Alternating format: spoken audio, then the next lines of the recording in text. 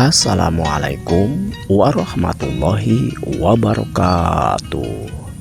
Wilujeng patepang deui sareng Kang Dagol. Urang beraskeun nya.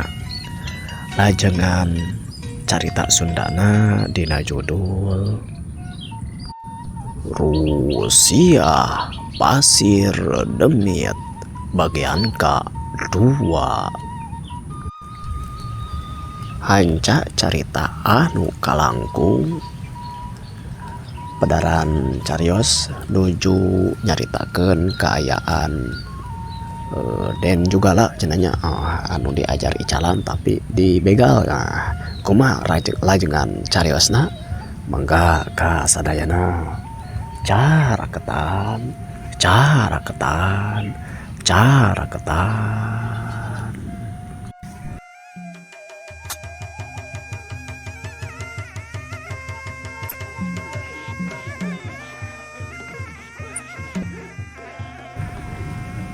Seak tilu begal kampung teh nyerang ka Den Jugala nya oge.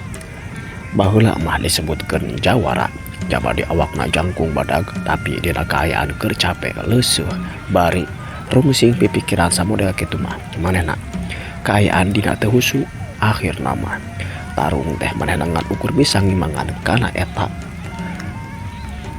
petana tilu rampog teh.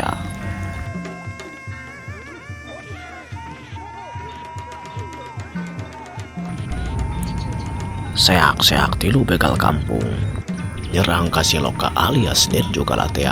Den Jugala anu boga awak jangkung badag tur baheula mah cenah kawilang jawara kampung oge tapi dina kaayaan keur leuseuh keur kaayaan panas bari rungsing pipikiran saperti kitu manehna kaayaan tarungna henteu dina kaayaan husuk atawa fokus benernya atuh ieu Siloka teh ngan ukur bisa nandingan hungkul bisa ngalawanan ka eta petana tilu rampung teh. Sanajan seperti kitu dan juga alias Kang Loka ngalawanan tilu rampung keneh masih bisa ngimangan dina kekayaan saperkeur itu. Di kejauhan aya jelema gogorowakan paring manehna teh geus ngalagar kana bedugna malahan mah satuluna mah ngabantuan Kang Loka alias Den Jugala. Horeng si bana horeng eta teh geuningan Kang Obon anu cenah keur kaayaan aya perlu ka lemur nu sejen ngan kabeneran keur ngaliwat ka tempat eta. Mireungeuh Kang Loka jalma anu kumaha puguh we geus diwauh geus kawauh teh. Manehna langsung we mantuan Kang Loka ngalawanan tilu rampog. Pakalangan tarung anu asana tilu lawan hiji ayeuna mah jadi 3 lawan 2.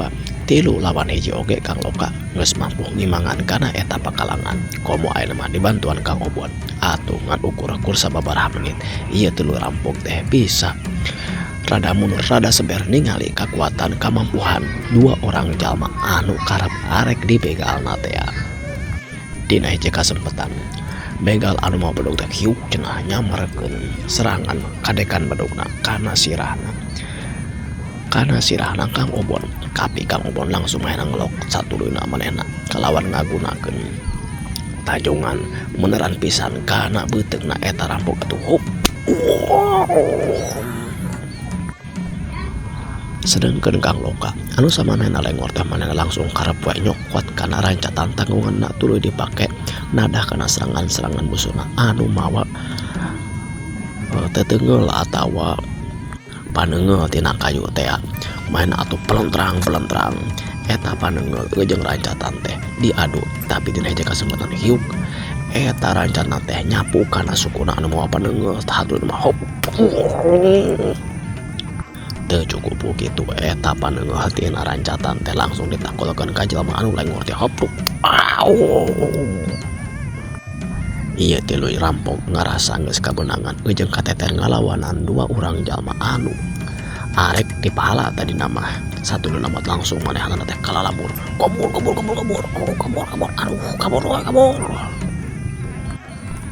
ningali rampog anu kalalabur Kang Obon jadi dasar belagu ngobegol teh wah kabrok iyo kada ngalawan 2 kantun we pepereng pepedengkreng ayo melakukan kejahatan padahal mangus entongnya cek Kang Obot teh dipikir-pikirnya mangnya aduh ari maru kuring teh meureunan teu bukaan kabisa kitu kuringan bisa ngimbangan anjeun da baheula mah kuring teh disebutna oge jawara kampung Kang teu kudu naon tapi na alhamdulillah Kang teu kudu naon ngan eta we tadi teh rada beunang kacabok sebab kuring teh rada meleng sugan teh moal arek kitu peta sing hati-hati atuh engke deui mah tapi nuhun Kang ya geus ditulungan sawangsuna hari eta Kang geus di mana ningan gampang kita mah cerita mana aya beberes ulah ayo urang balik we geus maju ka sore ieu geuningan ieu atuh ayo Kang satu leuy nama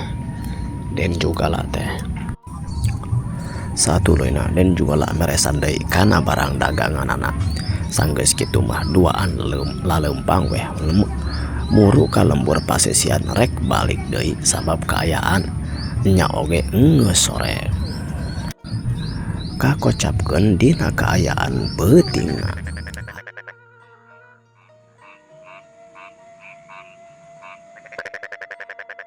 Harita teh bada Isa kira-kira sareureuh budak. Den juga lah alias Kang Loka. Satuluyna dibaturan oge ku si Chandra jeung Ki Imin keur ngariung we malah mah keur ngararopi bari cenah.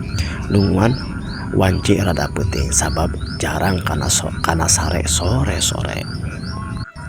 Kang Loka muka carita Ki kuring teh dipikir-pikir mah ari ngakalakeun siluman mah kana kudu boga carana jeung elmuna jaba deui kuring teh lain ukur ku perkara anu demit atawa goib sabangsaning ku siluman atawa ku kipalang geus puguh ku kipalang tikarek diteluh sagala rupa malahan mah tadi oge kuring teh dibegal tadi sisi lemur gitu cenah ceuk Kang Loka teh. Si Jantra nyarita bener Kang tadi teh bada magrib Kang Obon teh nyaritakeun Kang yen cenah aya dibegal segala rupa tapi ku Akang bisa ka ayonan tah bisa karaponan tika eta naon geuningan itana oge non si begal lagi cenah naon teh tika karabur gitu Kang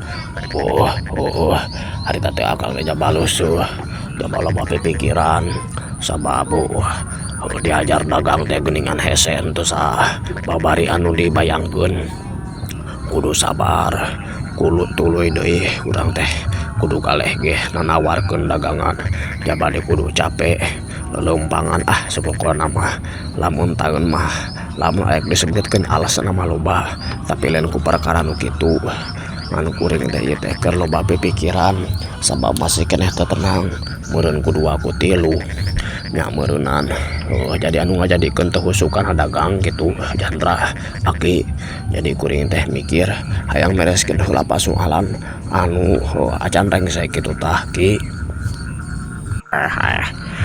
wah urusan rengsek can mana anu rek ngakalakon siluman lain atawa anjeun ngarasa henteu kuat lamun ngayonan perkara-perkara anu demit tah kitu Ki ada perkara-perkara istilah nama lamun teh mah aya gan juga lah ujung balana datang mah sabenerna mah kuring mah nya lain si somong gitu tah nya bisa diraponan lah sahenteuna meureunana kuring bisa lumpat gitu tah jeung ka tempo deui hari perkara anu kararitu mah katingali barang katingali tapi lamun petana kipalang atawa si siluman nu ngakalakeun arek ngakalakeun siluman teh kalaka dikakalakeun ku siluman kapan eta mah perkara anu demit kuring teh nyaho jadi kuring teh yang diajar kana perkara-perkara nu kitu tah Ki nya istilah nama sahenteuna kuring teh bisa naonnya bisa nang tayungan sorangan kitu tah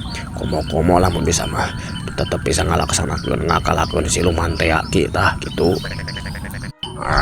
kira juga lah ari cok Aki mah anjeun teh lamun ngan ukur hayang leupas tina pangaruh atawa tina serangan-serangan anu demit kitu kapan ku anjeun ge kasaksian di dia ku Aki hari masalah teluh-teluh nu kararitu mah serangan demit dengan ku anjeun ge kasaksian Aki bisa tapi ari perkara siluman mah aki oge teu apal jeung teu pati nyaho keun kayak lama.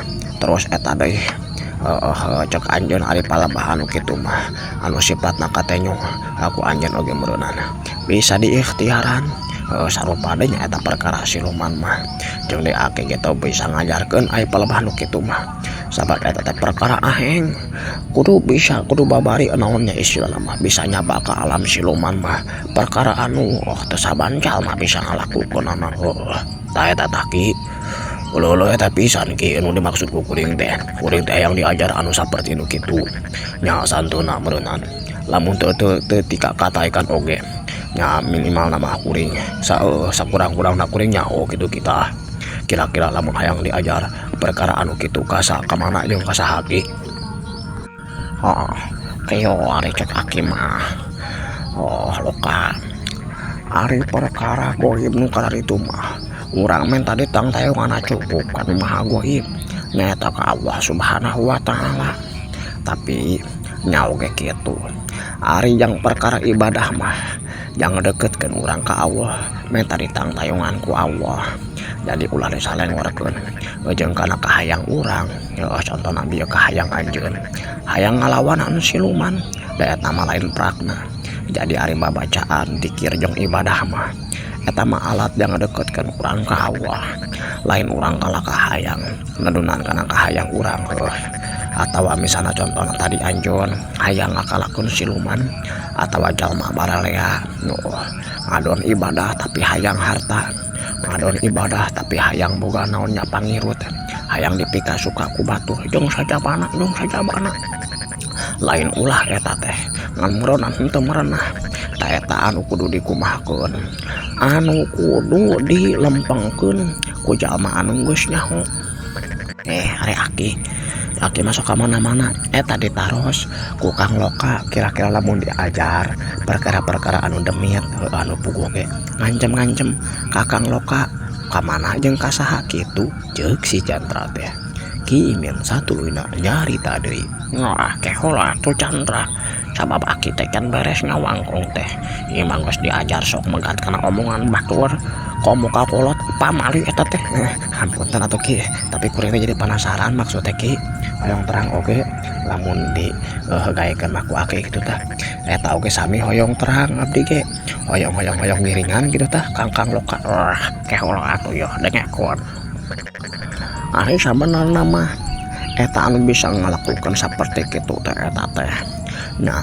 kiranca ngangker tiola teh kiranca kalakah ngirimkeun ka aki sabab anjeun teh kudu heula bener dina dasarna mantakan dibalikeun ka aki ku aki tuluy anjeun teh dibawa ka ajeng anu ria da didinya ada dasar anu bener mah urang teh kudu kuatkeun hate teh ka hiji ngabulutkeun heula tekad jeung paniatan kaduana boga dasar agama supaya henteu kasasar lampah istilah nama komo perkara-perkara anu goib mah perkara-perkara anu kudu siap hate jeung pikir ulah tadi teh salah patekadan jeung paniatan satuluyna matakan dipasrahkeun ka aki teh supaya kairong heula sabab eta teh perkara demit sabenerna mah perkara demit mah masih bisa diikhtiaran heula nyaeta ku perkara anu kasar aya ning lamun aya salangan ya seperti begal atawa anu arek nyewat kitu tah kapan kitu geuningan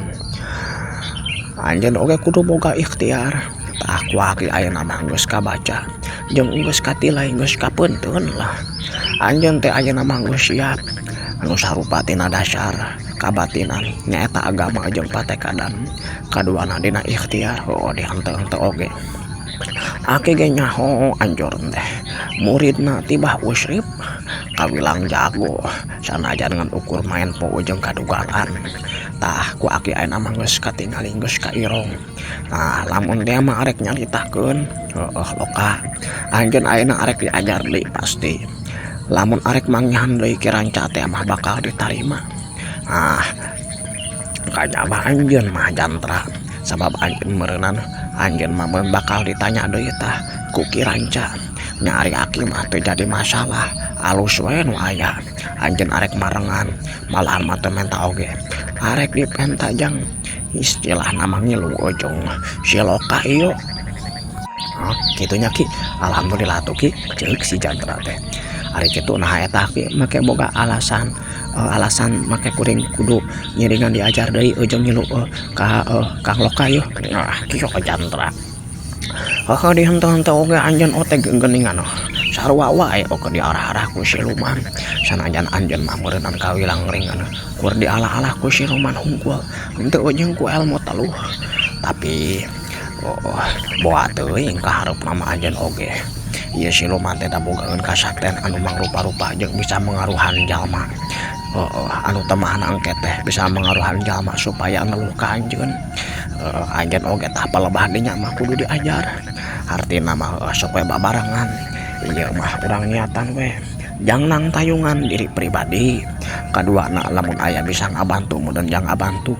Anu leuwih penting nama supaya bisa ngaleungitkeun kamungkaran kalawan rek jalan kasar ngagunakeun nganyalahgunakeun kitu tah kana ilmu bela diri Pancasilat atawa kana ku perkara-perkara anu goib kaya ning perkara-perkara siluman atawa jin atawa makhluk halus makhluk goib teh meureunnan atawa ku teluh jeung sajabana intina mah aki teh ngijinan we ka Anjeun Loka tah tong kapalang ajakan oge sakalian jeung si jantra sok anjeun jantra ku aki oge diijinan.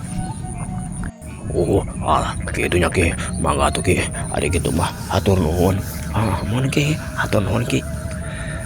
Kitu cenah di antarana wangkongan 3 urang jalma teh. Satuluy nama dina poe isukna.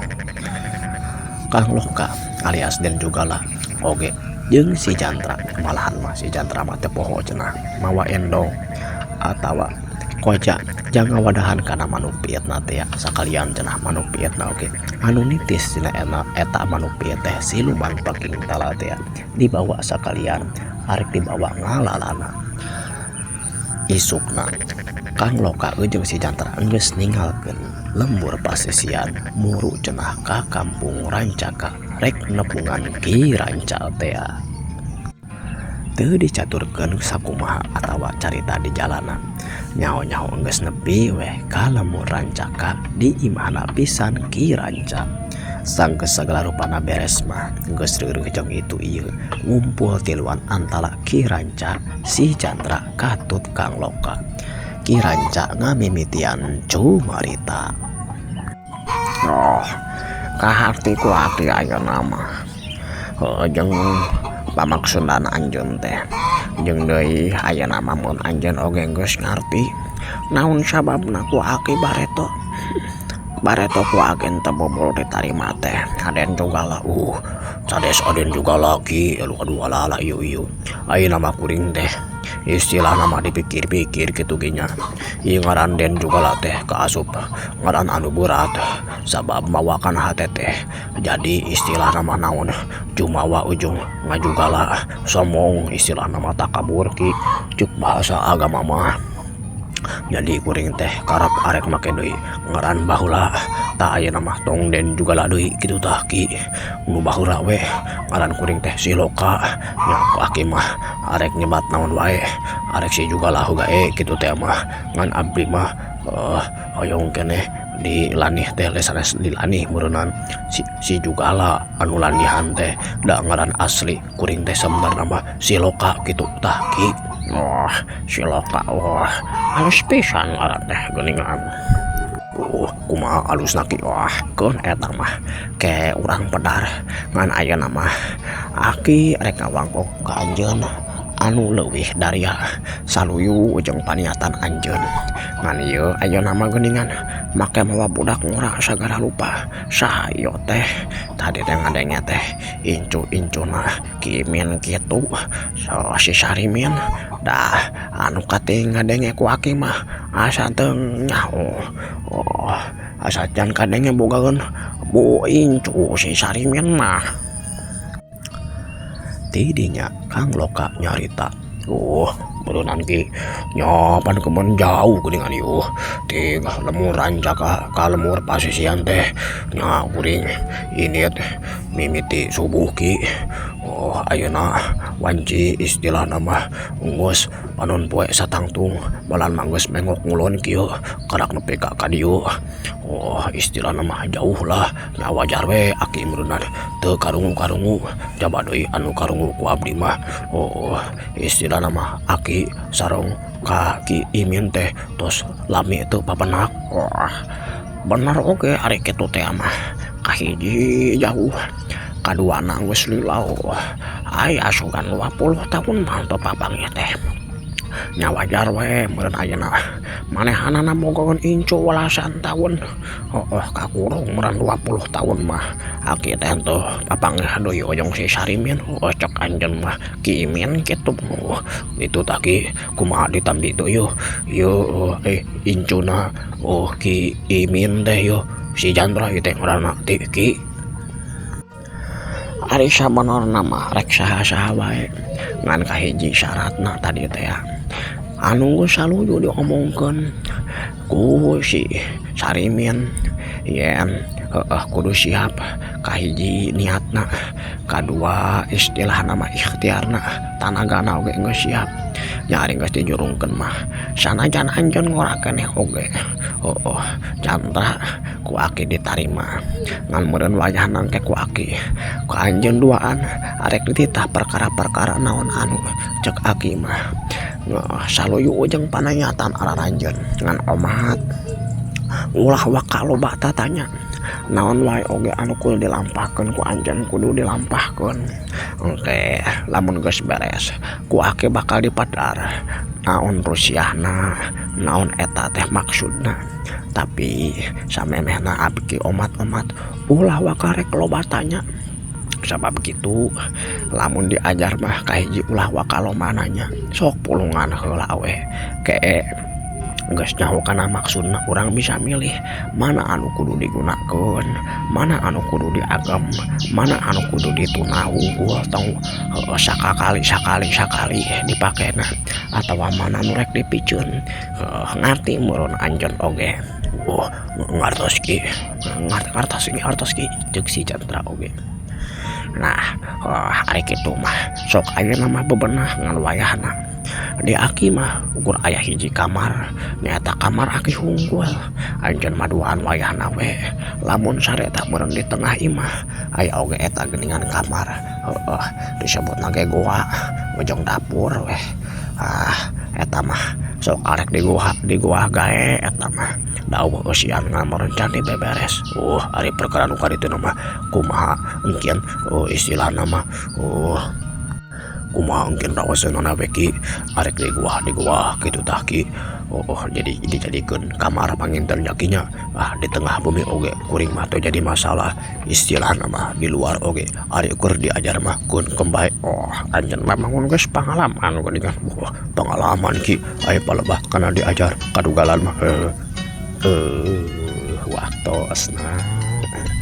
waktosna parantos cekap kanggo episode nu ayeuna. Kumaha lajengan caritana makanya diantos wae dina video-video saterasna.